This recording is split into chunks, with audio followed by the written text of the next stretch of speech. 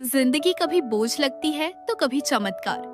क्या हम ही इसके राइटर हैं या हैं सिर्फ एक किरदार? मैं हूँ राधिका, पहाड़ों के एक छोटे से शहर में रहने वाली एक लड़की। थोड़ी लेट लतीफ, थोड़ी जिद्दी। कुछ अच्छी आदतें भी होंगी तो वो आप बताना। लो, मिल गया आपको मेरी डायरी पढ़ने का बहाना। हमारे यहाँ बारिश शुरू हो चुकी है, यानी कि छुट्टियां खत्म और कॉलेज चालू। पर पहले ही दिन मुझे देर हो गई। नाश्ते के लिए समय नहीं था। फर्स्ट पीरियड के बाद खा लूंगी, मम्मी को बोल दिया, लेकिन वो नहीं मानी। चुपचाप खाना खत्म किया और बाबा बोले वो आज मुझे स्कूटर से ड्रॉप करेंगे। लेक्चर शुरू होने से पहले क्लास में पहुंच गई। मेरे से पहले सिंथिया पहुंच के हम दोनों के लिए सामने की बेंच रिजर्व कर ली थी। सिंथिया मेरी गर्ल बेस्टी, बैंकर्स के खानदान से है पर मॉडल बनना चाहती है। मेरे से बहुत अलग है, ज्यादा कॉन्फिडेंट है और क्लास की दूसरी सबसे सुंदर लड़की होने के नाते लड़कों की अटेंशन मिलती रहती है। मुझे पता है आप क्या सोच रहे हैं कि सबसे खूबसूरत लड़की कौन है फिर? मनीषा, स्टूडेंट कोऑर्डिनेटर, कॉलेज की सबसे फेमस लड़की और पिछले साल तक क्लास टॉपर भी।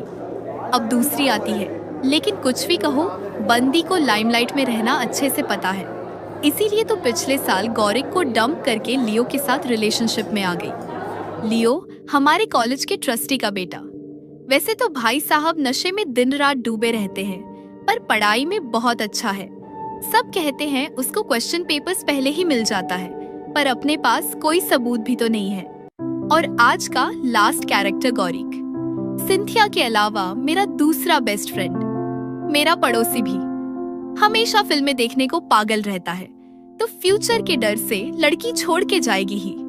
Can't help it. कॉलेज के बाद जब घर वापस आ रहे थे तो बोलने लगा बॉलीवुड जाएगा, डायरेक्टर बनेगा। कुछ ना कुछ सपने तो देखता रहता है और पता नहीं कैसे, लेकिन हर बार मुझे कन्विंस कर देता है कि ये वाला गोल फाइनल है और वो उसी के लिए पैदा हुआ है। आज तो बोल रहा था कि उसका नाम गणेश भगवान पे रखा गया है और जैसे गणेश भगवान ने महाभारत लिखे थे, वो भी वैसे ही स्क्रिप्ट राइटिंग करेगा। जब मैंने पलट के बोला कि गणेश भगवान बुद्धिमान है, तो नजरअंदाज करके चला गया। शाम को जब बाबा काम से वापस आए तो मम्मी ने सबके लिए पकौड़े बनाए और गोबो के लिए अंडा उबाले। अभी रात के 9 बज चुके हैं और मैंने ब्रश भी कर लिया है। हमारे घर में 10 बजे तक सब सो जाते हैं। आपको भी गुड नाइट। आज कॉलेज में रेनी डे डिक्लेयर हो गया। लैंडस्लाइड भी हुआ है, मम्मी की भी स्कूल छुट्टी हो गई थी। बाबा को रिपोर्टिंग के लिए जाना पड़ा। दादी हमेशा मना करती रहती हैं बाबा को ऐसे खतरनाक समय में बाहर जाने से, लेकिन बाबा कुछ ज्यादा ही डेडिकेटेड जर्नलिस्ट है। वो कहते हैं जब रिस्क है तभी तो न्यूज़ है। अचानक बारिश में स्कूटर खराब हो गया तो पैदल ही गए रिपोर्टिंग करने। मैं सीरियल देख रही थी और मम्मी बार बार न्यूज़ लगा रही थी। बाबा की कोई खबर आ ही नहीं रही थी। लैंडस्लाइड का जिक्र सिर्फ लोकल चैनल पर था, लेकिन जान माल की कोई हानि नहीं हुई थी। पता नहीं जर्नलिस्ट लोगों को कैसा लगता होगा। बुरी खबर ही तो उनकी रोजी रोटी होती है। नहीं तो कौन देखता है न्यूज़ चैनल? सब मेरी तरह सीरियल ही देखते होंगे। जब बाबा घर लौटे, मैं सिंथिया से फोन पर बात कर रही थी। फोन रखकर उनके पास गई तो वे बहुत खुश नजर आ रहे थे। मैंने पूछा, बाबा लैंडस्लाइड तो इतना बड़ा भी नहीं हुआ, सिर्फ बारिश ज्यादा हो रही थी, तो आप इतने खुश क्यों हैं? वो बोलने लगे कि घाटी के पास एक कार बारिश में फंस गया था। सब बारिश की वजह से घरों में बंद थे, मदद करने वाला कोई नहीं था। वो न्यूज़ की तलाश करते करते वहाँ पहुँच गए और समय रहते मदद कर पाए। मैंने पूछा, क्या ये बात न्यूज़ में आएगी? तो उन्होंने मना कर दिया। लेकिन मैंने बाबा को इतना खुश पहले कभी नहीं देखा। जब उनकी रिपोर्ट प्राइम टाइम पर आती है तब भी नहीं। कुछ तो था जो मैं समझ नहीं पा रही थी। ब्रश कर चुकी हूँ, गोबो भी बारिश देखते देखते सो चुका है। आप सबको भी गुड नाइट। कल क्योंकि छुट्टी था तो आज राव सर ने सरप्राइज क्विज ले लिया। मुझे कुछ नहीं आ रहा था, लेकिन सिंथिया कुछ तो लिख रही थी और गौरिक गाना लिख रहा था। लियो और मनीषा अब सेम बेंच पे ही बैठते हैं।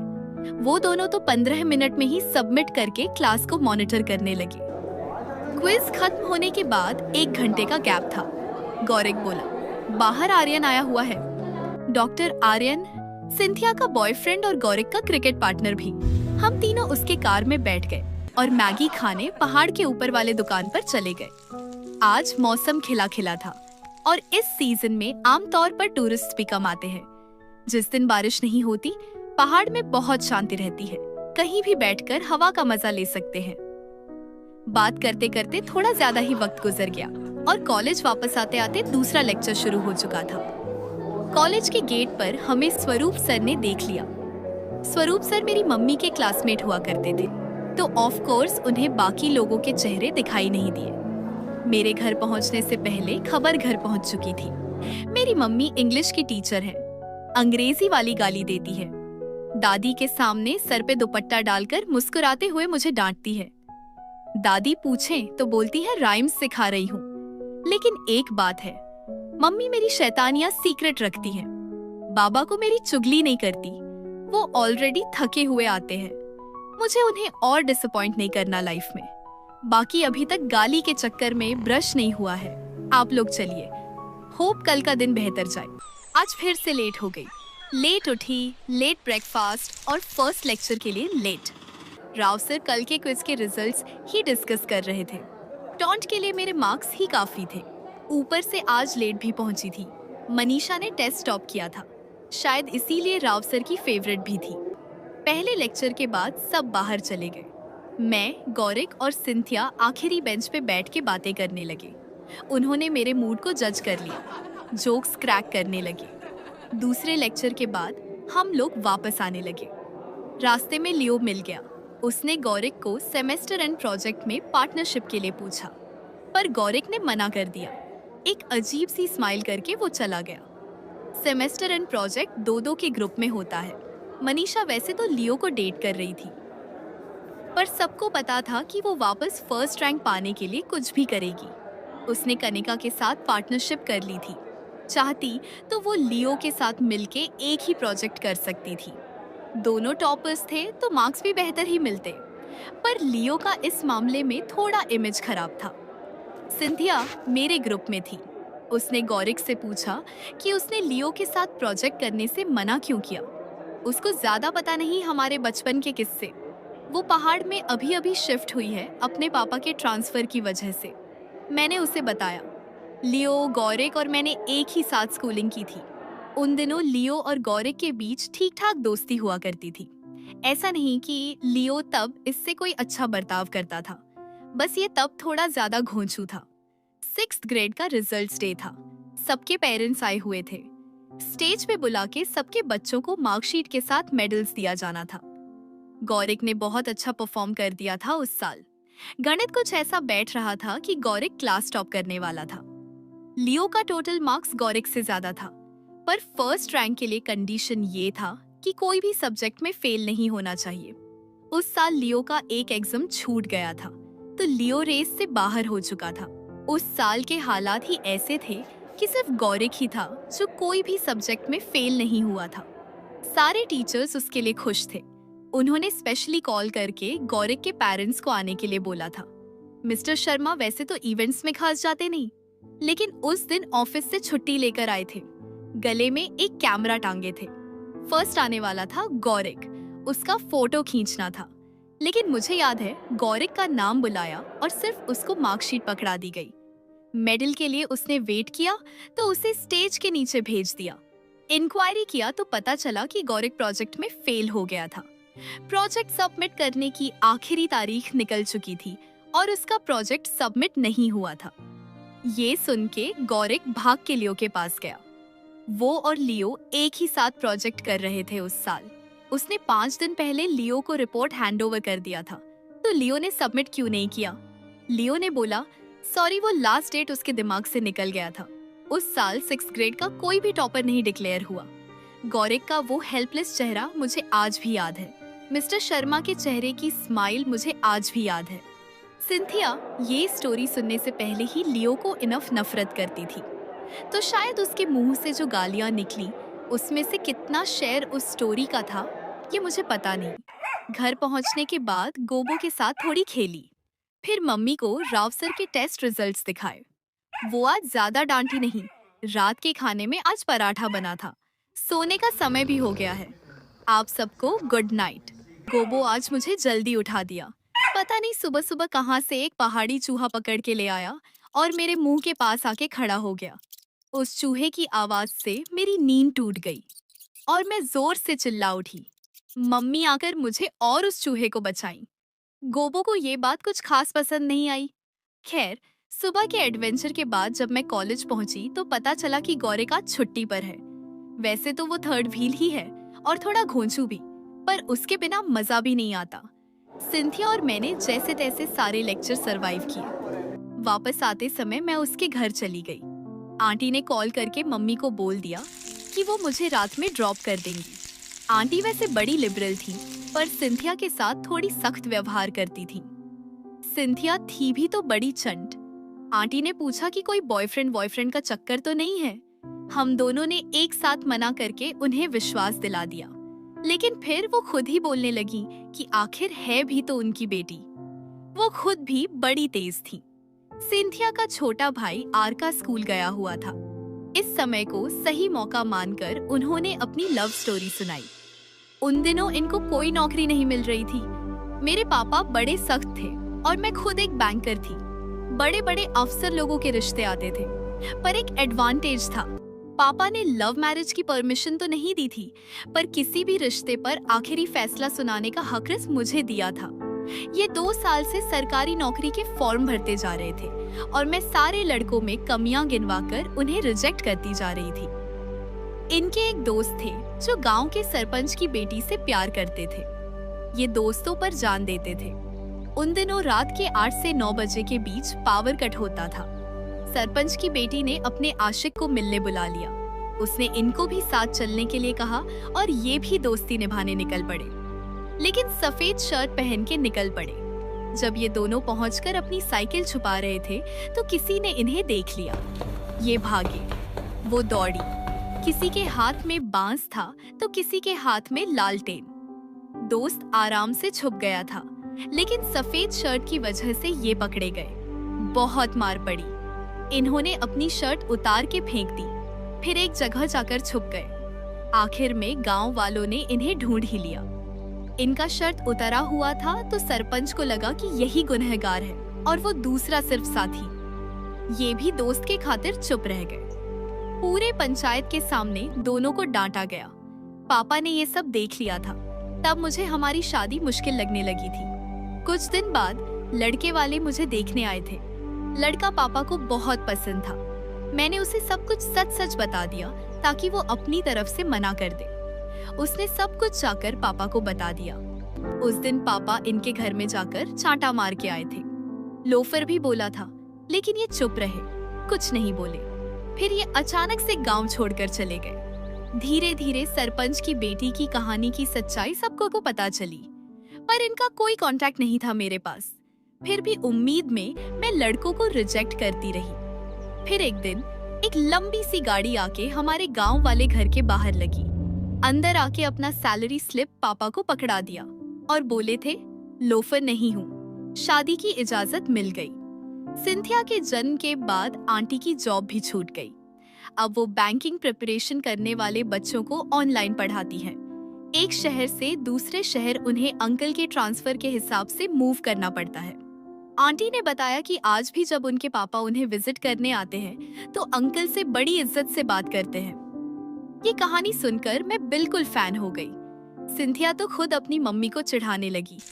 आंटी ने मैगी बनाई थी दोनों के लिए। ऐसे बात करते करते कब समय निकल गया पता ही नहीं चला।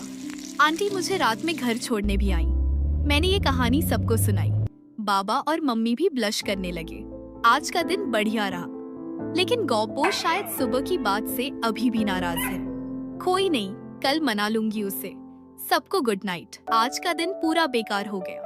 देर से उठी और सोची कि छुट्टी है तो पूरा दिन सीरियल देखूंगी। सुबह गोबो को मॉर्निंग वॉक करवाने ले गई थी। पार्क में मुझे मनीषा मिल गई। अच्छाई का ढोंग करने के लिए मुझे उसकी बातें सुननी पड़ी। बता रही थी कि कैसे मॉर्निंग वॉक करने से त्वचा खिला खिला रहता है।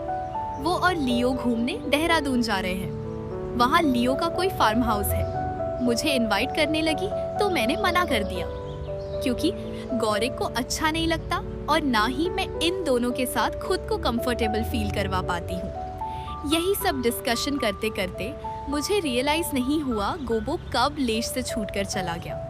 मुझे 100% पक्का पता है मनीषा ने देखा होगा उसको भागते हुए, पर बाद में भलाई का नाटक करते हुए पूछी कि मेरा डॉगी कहाँ है। गुस्सा आ तो रहा था, पर मैंने गोबो को ढूंढना ज्यादा इम्पोर्टेंट समझा। पार्क से बाहर आकर देखा, दूर दूर तक नजर नहीं आ रहा था। लोगों से पूछा तो भी कोई मदद नहीं मिल पा रही थी। थक हार के मैं घर पहुंची, रो रो के सब कुछ घर पे बताई। पापा स्कूटर निकाल के ढूंढने चले गए। घर में सबका बुरा हाल था। दादी जो वैसे तो बहुत रेस्ट्रिक्शन लगाती है कि गोबो किचन में नहीं घुस सकता, मंदिर घर में नहीं घुस सकता, खुद दादी दरवाजे के बाहर इंतजार में बैठी थी कि कब बाबा गोबो को ढूंढ के लाएंगे। मैंने अपने दोस्तों को व्हाट्सएप पे बोल दिया कि अगर गोबो उनके एरिया के पास दिख जाए तो उसे घर तक ले आए। गौरिक स्कूटी निकाल के आया और मैं उसके साथ मिलके सारा पहाड़ छान लिया। शाम हो चुकी थी और गोबो का कोई अता पता नहीं था। बाबा भी हार के घर आ गए। सब उदास बैठे थे। तभी कॉलिंग बेल बजी। एक अधेड़ उम्र के आदमी गोबो को घर ले आए थे। लॉकेट में हमने एड्रेस डाला तो था, पर इतनी नेकी की उम्मीद हमें नहीं थी। बाबा कार देख के उन्हें पहचान गए और वो भी बाबा को शक्ल से पहचान गए। उस दिन बारिश में बाबा ने इनकी मदद की थी। बाबा ने उन्हें डिनर करने अंदर बुलाए तो मम्मी को रियलाइज हुआ कि टेंशन में खाना तो बनाया ही नहीं। खिड़की पे दस्तक हुई।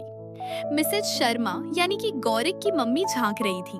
उन्हें पता था कि गोबो की याद में खाना बनाना भूल गई होंगी मम्मी, इसीलिए उन्होंने कुछ एक्स्ट्रा रोटी और सब्जी बना ली थी। गेस्ट अंकल को मिला के सबने पेट भर खाया। गोबो खर्राटे मारना शुरू कर चुका है। अगर बोल पाता तो जरूर पूछती कि दिन भर क्या क्या किया। खैर, ब्रश करके सो जाऊंगी जल्दी, कल से फिर कॉलेज है। आज सुबह सुबह उठ के योगा किया। बाबा को नया नया शौक चढ़ा है। कल रात वाले गेस्ट अंकल ने योगा के बेनिफिट्स बताए हैं, तो मम्मी, मैं और बाबा सुबह 5 बजे उठकर बाहर लॉन में योगा करने लगे। हमें देखकर गोबो भी स्ट्रेचिंग कर रहा था और जितना भी पल्ले पड़ रहा था कॉपी कर रहा था। योगा के बेनिफिट्स में से एक बेनिफिट लंबी उम्र भी था।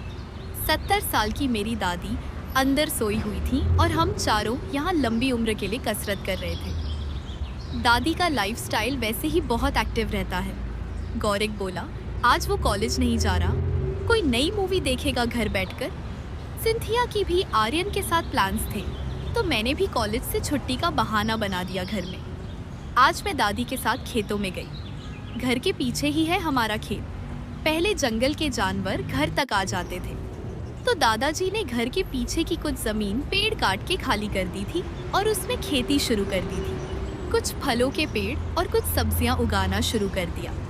कोविड के समय पे जब घाटी के नीचे वाले मार्केट में सब्जियों की किल्लत हो गई थी, तब दादाजी के फार्म की सब्जियों के भरोसे सिर्फ हमारा नहीं, आसपास के 5 घरों के चूल्हे जलते थे। दादाजी पैसे भी नहीं लेते थे। बहुत याद करते हैं सब दादाजी को। दादी माँ पहले सिर्फ दादाजी का हाथ बटाया करती थी, अब पूरी खेती की जिम्मेदारी उनके ऊपर है। दादाजी के एक दोस्त हैं नटवर चाचा, एक ज़माने में आर्मी में हुआ करते थे और दादाजी के बिजनेस में पार्टनर भी। दादाजी के गुजरने के बाद वो अभी दादी के साथ खेतों में हाथ बटाते हैं। आज उन्होंने मुझे फलों के पेड़ों की कैसे देखभाल की जाती है वो सिखाया। अच्छे आदमी हैं, पता नहीं क्यों उनके घर में उनको कोई पसंद नहीं करता, ऐसा मम्मी कहती थी। खैर, आज शाम हो गई घर लौटते। दिन भर खेतों में थी और सीखने को बहुत कुछ मिला। रतु और मिट्टी के खेल से कैसे जादू होता है और अनाज पैदा होता है, ये जानने के लिए आप लोग भी कभी अपने अपने गाँव ज़रूर जाना और वहाँ के लोगों से बात करना, अच्छा लगेगा। आज थकावट अक्सर से ज़्यादा है। गोबो सो चुका है, वो हमेशा थका रहता है। आप लोगों को भी गुड नाइट। आज क्या हुआ ये बताने के लिए मैं बहुत एक्साइटेड हूँ। सुबह के योगा सेशन और ब्रेकफास्ट के बाद जब मैं कॉलेज पहुँची तो पता चला कि आज कोई ऐसे कंपटीशन है। कल बताया गया था, पर हम तीनों ही आए नहीं थे, तो हम तीनों के लिए एक सरप्राइज था। जूनियर बैच के क्लास टीचर मास्टर राजत को सुपरवाइजर नॉमिनेट किया गया था। ये वाले सर ट्रस्टी के पालतू हैं और लियो का बड़ा साइड लेते हैं। सिटिंग अरेंजमेंट कुछ ऐसा आया था कि लियो के पास गौरिक बैठा था और मेरी बेंच पे मनीषा। सुपरवाइजर राजत ने पेपर शुरू होने से पहले ही टॉन्ट मार के गौरिक को बोले कि वो लियो से चीटिंग ना करे और खुद को जितना आता है उतना ही लिखे। गौरिक सुन के चुप बैठ गया, पर मैंने सर को जवाब दे दिया कि गौरिक वैसा नहीं है, वो चीटिंग नहीं करता। इसी बात पे मनीषा बीच में बोल पड़ी कि सर तो सिर्फ वार्निंग दे रहे थे। सबको पता है लियो का आईक्यू ज्यादा है और गौरिक पढ़ाई में कमजोर। मन तो किया कि उसकी सारी आईक्यू एक ही बार में उतार दूं। वो और उसका नया बॉयफ्रेंड एक ही बार में ठंडे हो जाएंगे।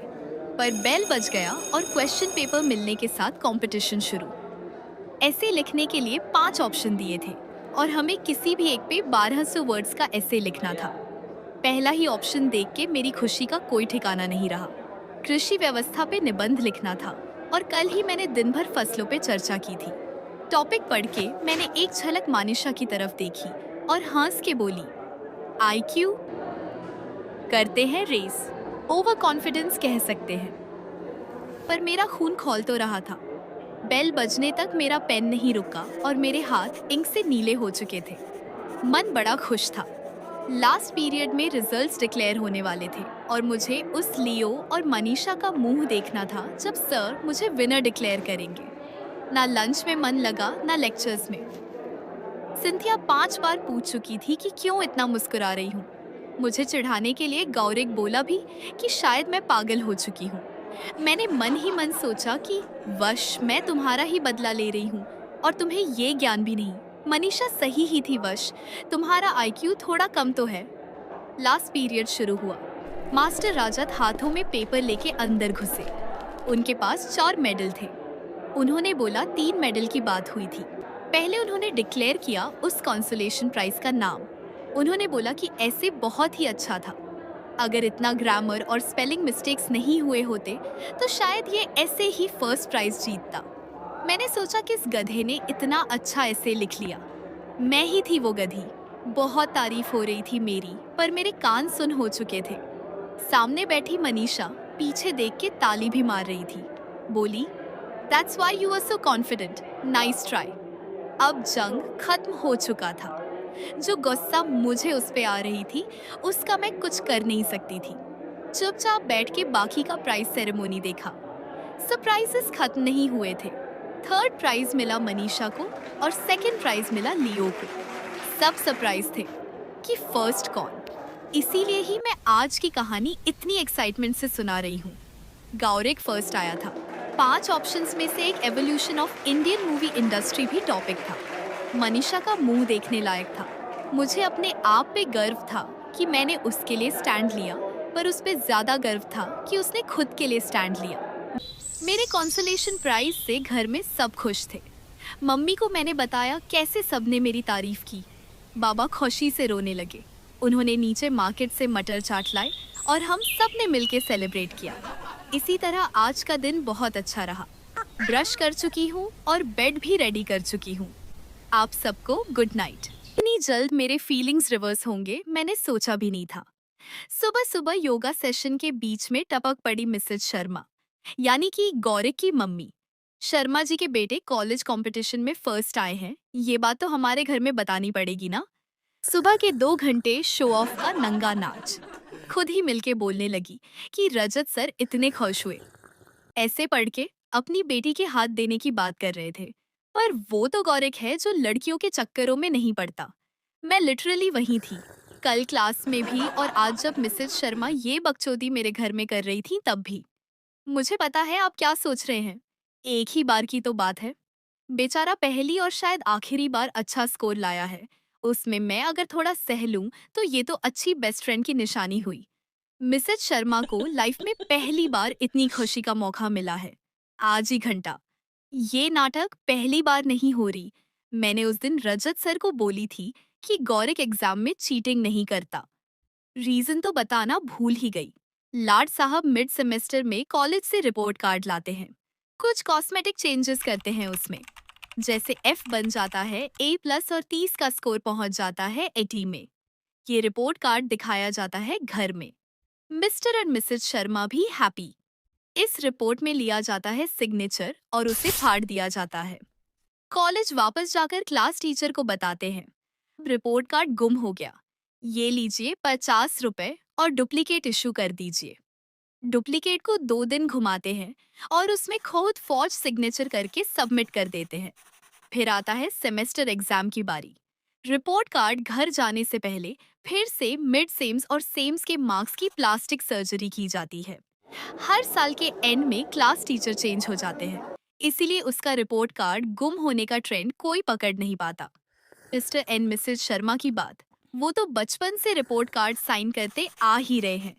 हर बार रिजल्ट्स के बाद मिसेज शर्मा हमारे घर आके शो ऑफ करके जाएंगी। मेरे मम्मी पापा मुझे उससे कंपेयर करके उदास होंगे। मैं सच्चाई जान के भी दोस्त होने के नाते चुप रहूंगी। 7th क्लास से चल रहा है ये, अब तो आदत सी पड़ चुकी है। मुझे पता है आज कॉलेज से लौटने के बाद घर का माहौल खराब रहने वाला था, तो मैं आज शाम तक बाहर घूम के फिर घर लौटी हूँ और बाबा के ऑफिस आने से पहले ही रूम बंद कर लिया है। डिनर हो चुका है, यहाँ से डायरेक्ट सोने ही जाने वाली हूँ। रिस्क नहीं लेना है। सबको गुड नाइट। सुबह सुबह दादी ओडिशा के लिए निकल गई। कल रथ यात्रा है। यहाँ दादी के साथ शिफ्ट होने से पहले दादाजी ओडिशा में रहते थे।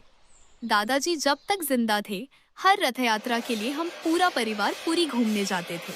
अब बाबा सिर्फ दादी को लेकर जाते हैं। वैसे आज कॉलेज में एक ही लेक्चर था, पर ये बात हमने घर पे बताई नहीं थी।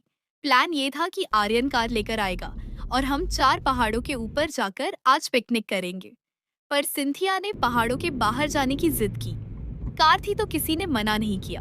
हमने सोचा पास के शहर में जाकर कोई अच्छे से रेस्टोरेंट में खाना खाकर वापस आ जाएंगे, और हमने वैसा ही किया। चाउमीन, मंचूरियन, रोल, बिरयानी पेट भर के खाया। मैनेजर और वेटर हमसे बहुत सम्मान से बात करने लगे।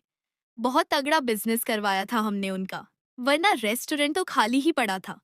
वहां से गौरिक मूवी देखने की जिद करने लगा, तो हम सब पास वाले हॉल को चले गए। मूवी के बीच में मुझे बात करने की आदत है, लेकिन कोई नहीं था। आर्यन और सिंथिया ने अलग से कॉर्नर सीट ले लिया था। मैं बीच वाले सीट पर बैठी थी गौरिक के साथ, और ये मूवी देखते टाइम बात नहीं करता। इतना कंसंट्रेशन से पढ़ाई करता तो रिपोर्ट कार्ड में धांधली करने की जरूरत नहीं पड़ती। खैर मूवी खत्म हुई तो हम एक एक आइसक्रीम पकड़ के वापस आने लगे। इसी समय सिंथिया का फोन रिंग हुआ। उसकी मम्मी की कॉल थी। उसने उठाई तो आंटी बोले कि वो कॉलेज के बाहर खड़ी हैं और शायद सिंथिया गलती से फ्लैट की दोनों चाबी अपने साथ ले आई है। उन्होंने कहा कि सिंथिया बस नीचे आकर चाबी पास ऑन कर दे। सिंथिया ने लेक्चर का बहाना बना के फोन काट दिया और आर्यन को गाड़ी भगाने बोलने लगी। आर्यन ने बताया कम से कम और आधा घंटा लगेगा वापस जाने के लिए। इतने में ही आंटी का सेकंड कॉल आ गया कि क्या वो ऊपर आके खुद ले ले। वो डीन से बात कर लेंगी और कोई दिक्कत नहीं होगी।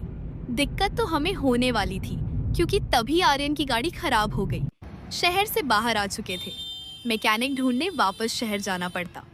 मैं और सिंथिया वहीं उतर गए और रिक्शा ढूंढने लगे। पहाड़ चढ़ने के लिए सब एक्स्ट्रा 300 रुपए मांग रहे थे। हमने बोला ऊपर तक नहीं जाना, नीचे बेस में ही है कॉलेज। फिर भी कोई नहीं मान रहा था। आर्यन और गौरिक भी जा चुके थे। एक्स्ट्रा कैश था नहीं हमारे पास। भगवान को बुला रहे थे। अब हम पकड़े गए तो 1 महीने के लिए घर से निकलना बंद हो जाएगा इसका। फिर से सिंथिया की मम्मी का कॉल आते देख हमने अगली ही ऑटो ले ली। बिना रेट पूछे बस रास्ता बताते गए और कैंपस के गेट पे उतर गए। ऑटो वाले ने पैसे ही नहीं लिए। बोला उसको वैसे भी ऊपर तक जाना था। हमने थैंक यू बोला। सामने से सिंथिया की मम्मी कार से लौट रही थी। हमको देख के विंडो नीचे की और पूछे कहाँ घूम रहे हैं। डर तो था कि उन्होंने किसी से बात कर ली होगी और उनको पता चल चुका होगा। फिर भी सिंथिया हिम्मत करके बोली कि उन्हें ही ढूंढते हुए आए हैं। वो ही तो बोल रहे थे गेट के बाहर हैं। वो मान गई, बोली मिसअंडरस्टैंडिंग हो गई होगी।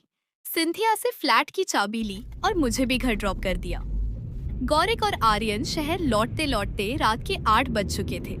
वापस आते टाइम उनका एक छोटा सा एक्सीडेंट हो गया। गौरिक ने सीट बेल्ट पहनी हुई थी तो कुछ खास हुआ नहीं। आर्यन इंजर्ड है। खुद की फैमिली क्लिनिक में जाकर फर्स्ट एड करवाया। टेंशन तो हो रही है, बाकी कल सुबह तक कुछ कर नहीं सकते। गोबो सो चुका है। पता नहीं ये इतना थका थका क्यों रहता है। चलो अब सबको भी गुड नाइट।